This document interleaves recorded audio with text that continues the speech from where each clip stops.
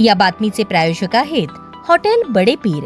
आमचा पत्ता विजापूर वेस आणि दुसरी शाखा जिंदाशाह मदार चौक, सोलापूर। सोलापूर महानगरपालिकेतील गाजत असलेल्या भंगार चोरी प्रकरणात अतिक्रमण विभागाचे प्रमुख जगन्नाथ बनसोडे यांच्या अटकपूर्व जामीन अर्जावर आज गुरुवार जिल्हा न्यायालयात फैसला होणार आहे। या प्रकरणामुळे महापालिका वर्तुळात मोठी चर्चा रंगली असून न्यायालयाच्या निर्णयाकडे सर्वांचे लक्ष लागले आहे। सदर बाजार पोलीस ठाण्यात दाखल गुन्ह्यात जगन्नाथ बनसोडे व इतरांचा समावेश करण्यात आला आहे। अटक टाळण्यासाठी बनसोडे यांनी ॲडव्होकेट निलेश जोशी यांच्यामार्फत सोलापूर जिल्हा व सत्र न्यायालयात अटकपूर्व जामिनासाठी अर्ज दाखल केला होता। सुनावणी दरम्यान बचाव पक्षाने बनसोडे यांना या प्रकरणात खोटेपणाने गोवण्यात आल्याचा दावा केला। तसेच सर्वोच्च न्यायालयाच्या अर्नेश कुमार प्रकरणातील मार्गदर्शक तत्वांचे पालन न करता कारवाई होत असल्याचा मुद्दाही उपस्थित करण्यात आला। चोरी झालेल्या वस्तूंची शहानिशा आणि आवश्यक कागदपत्रांची पडताळणी न करताच घाईघाईत दबावाखाली गुन्हा दाखल केल्याचा आरोप बचाव पक्षाने केला।